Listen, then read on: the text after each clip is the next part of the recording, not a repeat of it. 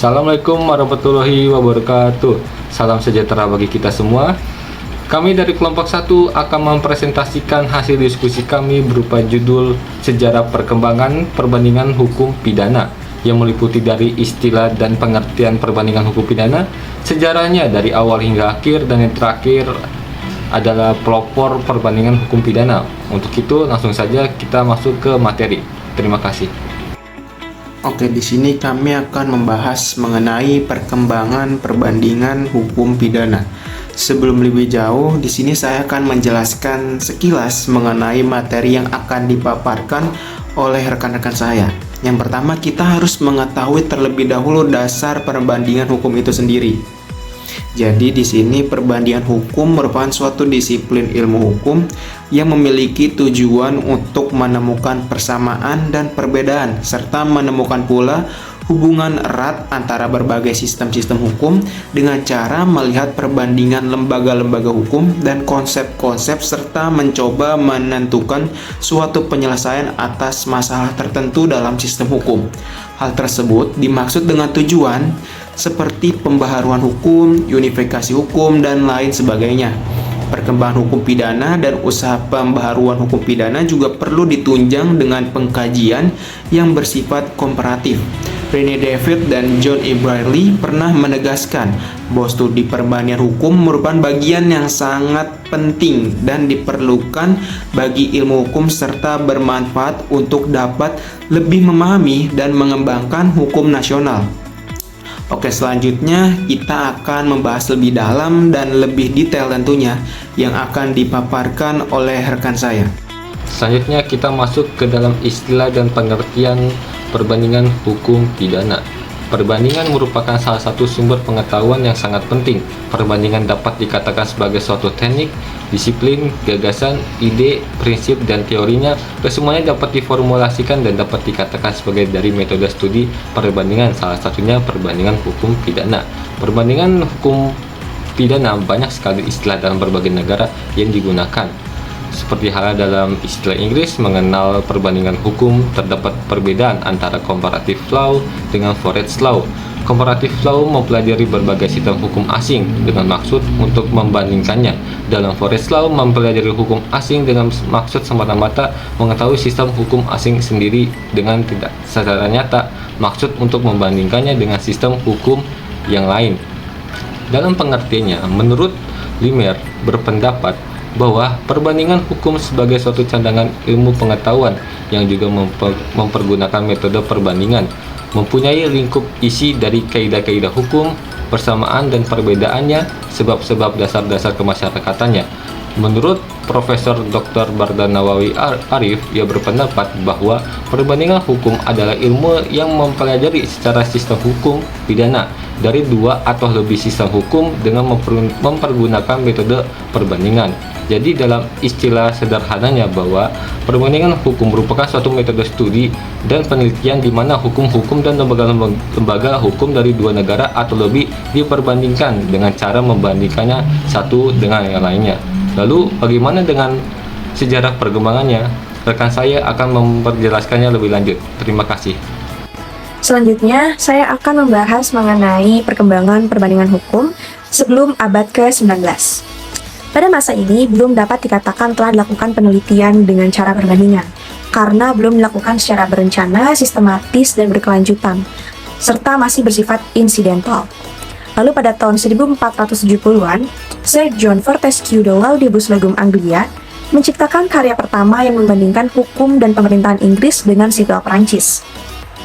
Selanjutnya, Renaissance itu membawa perluasan minat terhadap sistem hukum asing dan buku-buku itu ditulis untuk membandingkan hukum Romawi dengan hukum dan pemerintahan.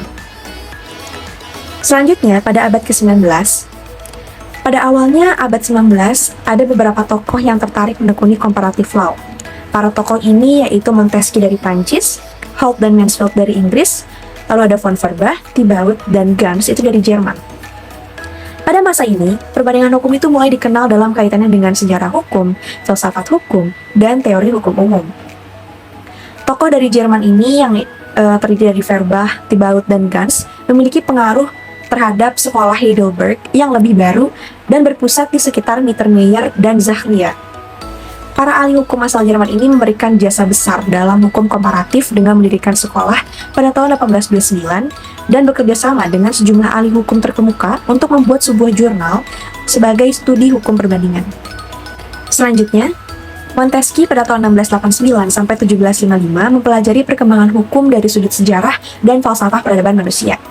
Bapa perbandingan hukum ini berhasil menciptakan suatu asas umum yang berlaku bagi suatu pemerintahan yang baik melalui perbandingan hukum.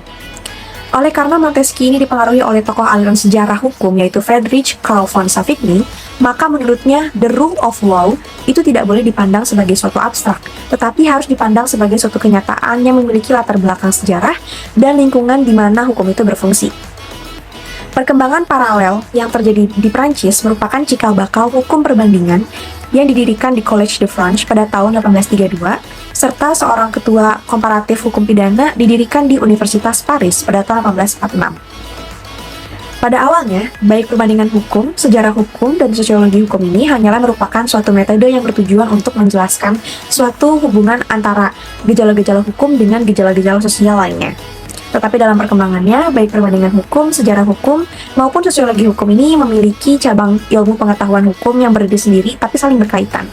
Khususnya perbandingan hukum itu kemudian dikenal sebagai salah satu bagian penting dalam studi ilmu hukum, dan istilah comparative law ini penggunaannya telah diterima baik dan diakui oleh para ahli.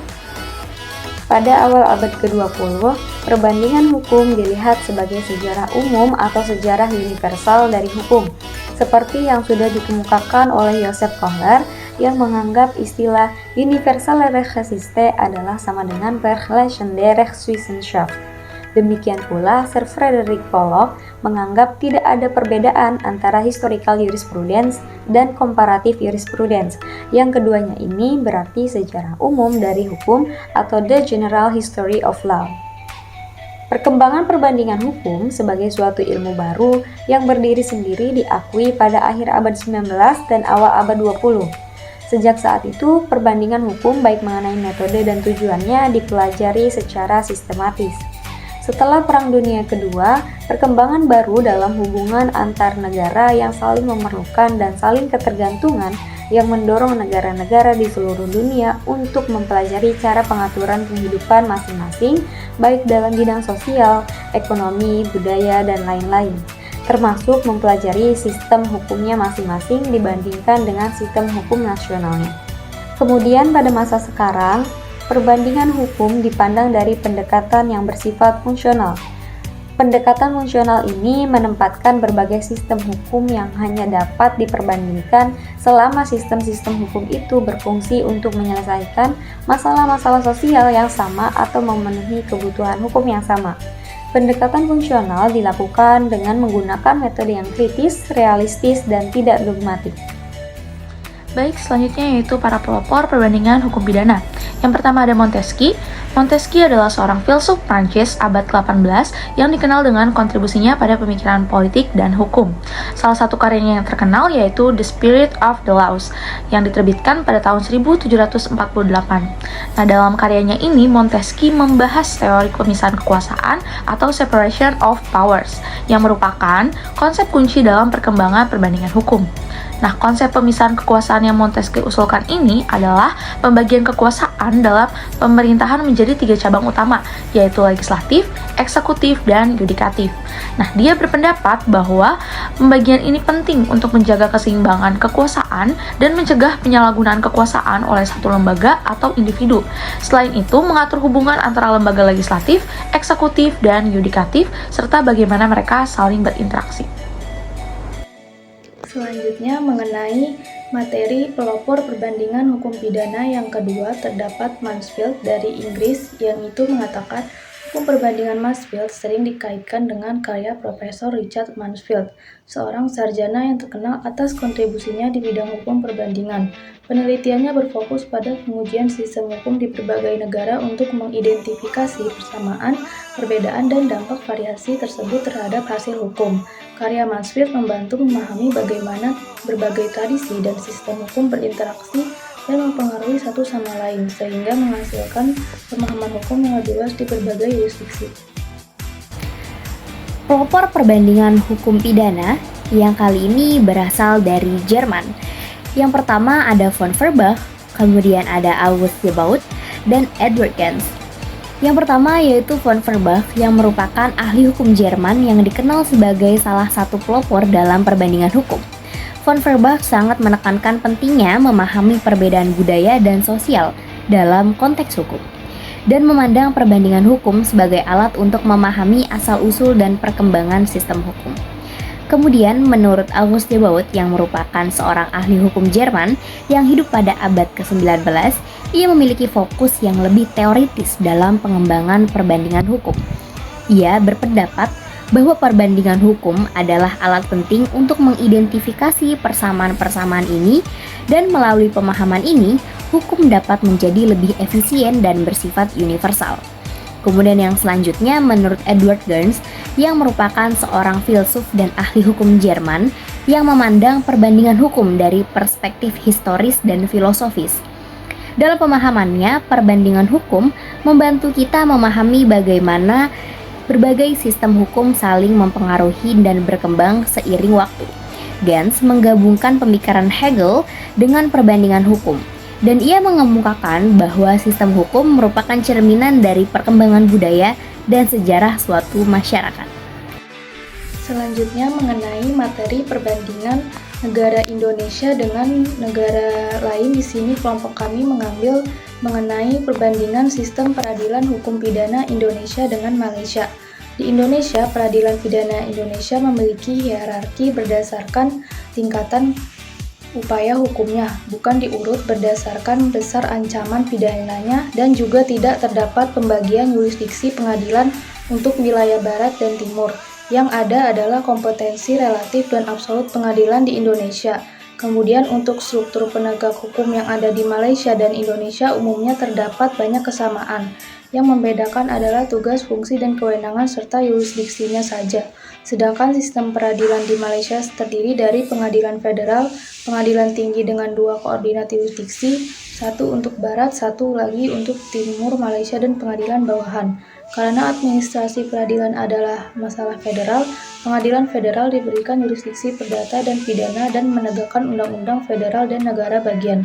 Di sisi lain, karena hukum Islam, Melayu, dan hukum adat adalah urusan negara, maka pengadilan syariah diberikan kewenangan untuk menanganinya, selain yang ada di yurisdiksi federal, dan kewenangan untuk menyelesaikan kasus pidana adalah berada di pengadilan federal dan pengadilan tinggi untuk tingkat banding, kemudian mahkamah session, mahkamah magistrat, dan pengadilan penghulu hierarki di bawahnya yang diurutkan berdasarkan jenis perkara dan ancaman hukumannya.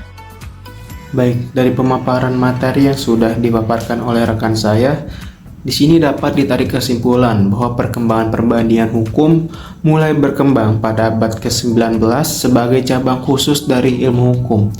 Perkembangan pada abad ke-19 itu terutama terjadi di wilayah Eropa, khususnya Jerman, Prancis, Inggris, dan Amerika.